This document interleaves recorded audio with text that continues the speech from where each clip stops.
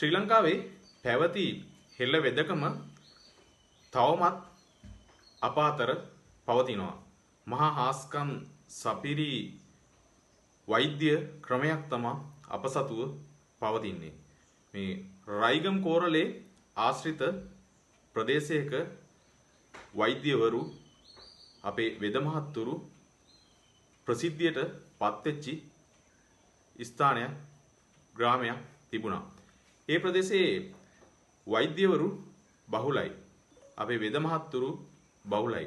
ඒකින්ද වෙද මහත්තුරු ඉන්න ඉසව්ව දූව යනුවෙන් ඒ ස්ථානයේ ප්‍රදේශය හඳුන්වලා තියෙනවා.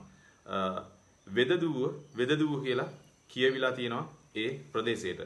මේ වෙද දුව වෙද මහත්තුරු හිටිය ප්‍රදේශය පසු කාලීනව ක්‍රමක්‍රමයෙන් ග්‍රාම නාම නිර්මාණය වෙද්දී වෙද දුව කියවෙච්ච එක වාද්දුව බවට පත් වෙලා එහි ග්‍රාම නාමය නිර්මාණය වෙලා තියෙනවා. මේ වෙද මහත්තුරු හිටපු ප්‍රදේශයේ තමයි වෙද දුව වාද්දුව බවට පත් වෙලා තියෙන්නේ. පානදුර ප්‍රදේශයේ ආශ්‍රිත ග්‍රාමයක් තමයි මේ වාද්දුව කියන්නේ. ඉතින් එහෙම තමයි වාද්දුව කියන ග්‍රාම නාමය හැදෙන්නේ. මෙන්න මේ වගේ ජනශ්‍රුති වටිනා කියන දේවල් දැන කියා ගන්න දෙවෙනි ජනශ්‍රුති ගැන කතා කරන ප්‍රමුඛතම YouTube channel එක subscribe කරලා තියන්න අපේ Facebook page එකත් follow කරන්න like කරන්න share කරන්න තම කෙනෙකුට මේව දැක බලා ගන්න.